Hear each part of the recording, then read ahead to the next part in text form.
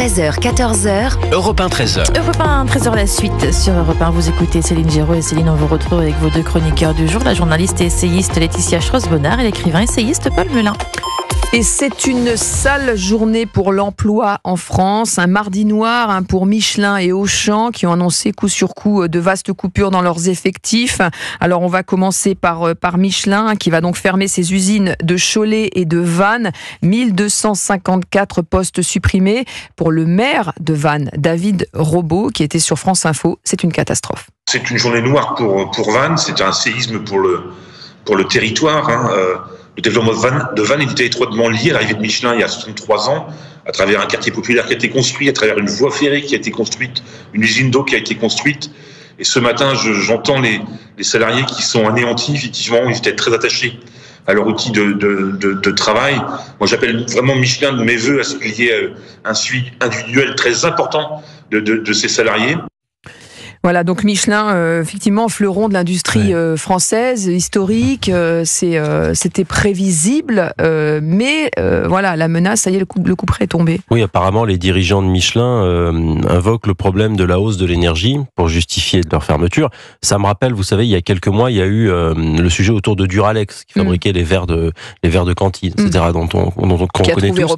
Qui a réussi à se relancer. Parce qu'ils se sont constitués aussi en scope, mais qui subissaient aussi ce problème de l'énergie, associé pour le coup aussi à l'inflation. Donc là il y a la concurrence chinoise et le fait que le marché effectivement des voitures thermiques soit quand même en chute libre. Que le marché des voitures thermiques soit en chute libre. Donc il y a un peu plusieurs raisons. Après, de ce que j'ai lu et de ce que j'ai pu entendre dans les médias, c'est que il semblerait que la direction de Michelin soit dans une logique relativement sociale, d'accompagnement et d'essayer d'aider à la mobilité interne, aux pré-retraites, pour que les salariés restent pas sur le carreau. Donc ça, c'est une première partie de la solution. Après, ce qui est vrai, c'est que ce que dit le maire de Vannes est extrêmement cruel. C'est-à-dire qu'une commune comme celle-ci, une ville moyenne, lorsqu'elle perd un site industriel de cette envergure, avec les infrastructures qui ont été associées, logement, transport, école, c'est un coût très dur. C'est des familles entières qui vont bouger. Qui peut dévaster jusqu'aux services publics, jusqu'aux équilibres sociaux de la commune. Donc c'est extrêmement problématique.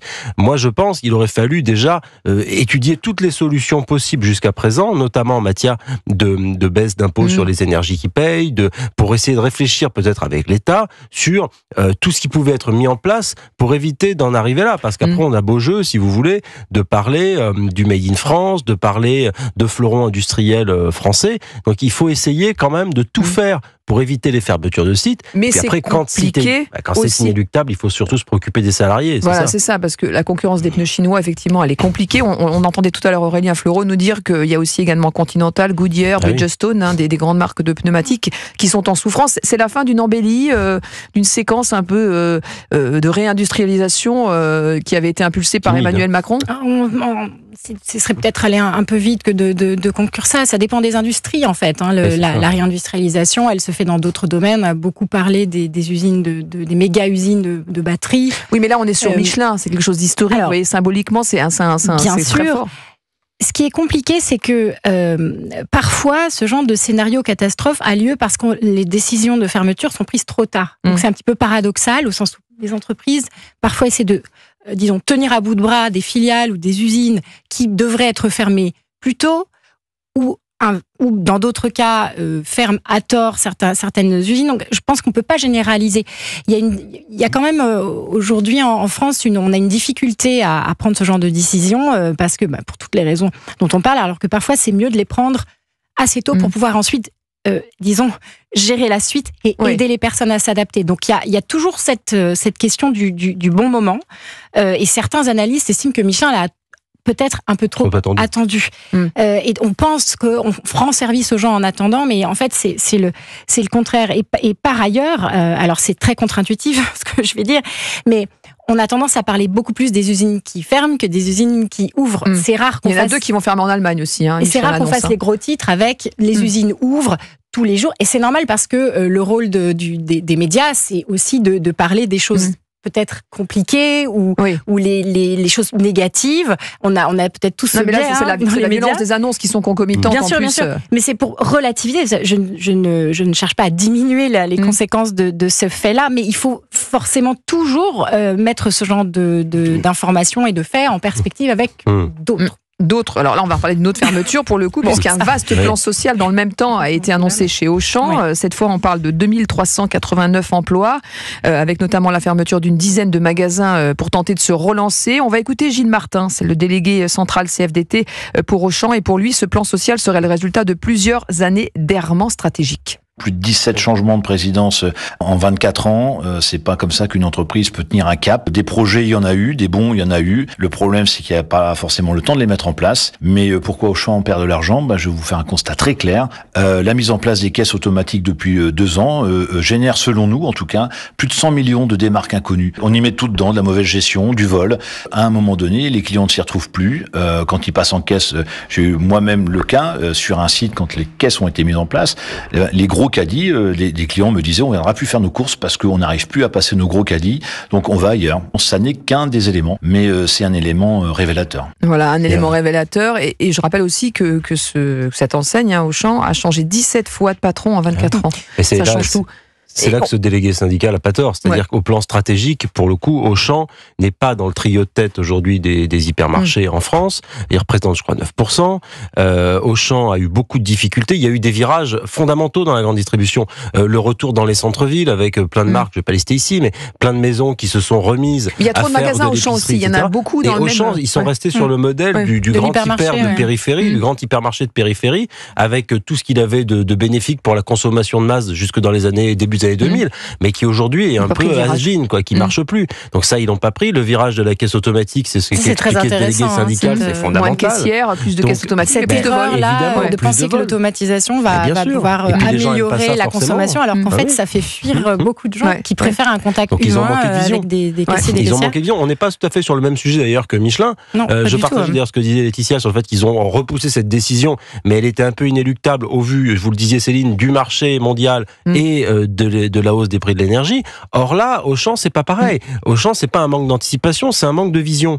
Alors, il faudrait qu'ils réfléchissent, le groupe Muliez, pour essayer de s'en sortir mieux par rapport à un environnement qui quand même est hyper concurrentiel, qui est celui de la grande distribution. Et on a Eric qui nous appelle au standard 01 80 20 39 21. Bonjour Eric. Oui, bonjour. Merci d'être avec nous en direct dans Europe 1 13h. Vous nous écoutez en Rhône-Alpes. Vous vouliez réagir sur ce plan social ? Sur Lyon, oui, je voudrais réagir. Paul Molin a bien résumé la question, c'est-à-dire que c'est un marché qui est hyper concurrentiel. Le délégué syndical vient de le dire aussi, c'est-à-dire des erreurs de stratégie. Mais le problème de ces grands groupes, notamment en France, on y revient comme Michelin et tout ça, vous avez un problème dans la hiérarchie de ces groupes. Il y a déjà une masse salariale qui est énorme. Il y a des gens qui travaillent au siège de ces entreprises dans le domaine marketing, il y a des directeurs. Vous allez dans ces entreprises, il y a 15 directeurs, c'est le problème de la technostructure. C'est ce qu'on a avec notre gouvernement actuellement.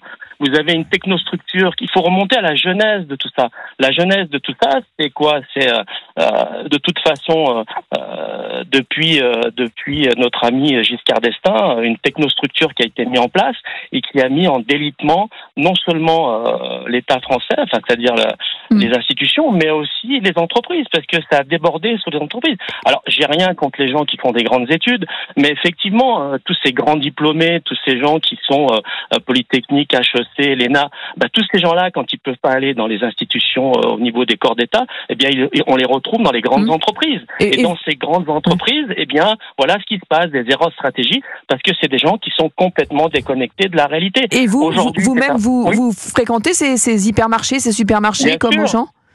Bien sûr. Moi, je connais bien ces supermarchés parce que je les fréquente régulièrement. Alors, effectivement, il y a deux choses qui sont bien précises et ils n'ont pas pris la mesure. Comme disait, ils sont restés à l'ancienne. Il y a la partie non alimentaire. Par exemple, dans les hypermarchés Auchan, il y a une grande partie non alimentaire. Et cette partie non alimentaire, elle est hyper concurrencée par nos amis chinois. Oui. Aujourd'hui, nos amis chinois qui sont très forts dans le e-commerce. Alors, bien évidemment, aujourd'hui, tout ce qui concerne l'électroménager, le textile et tout ça.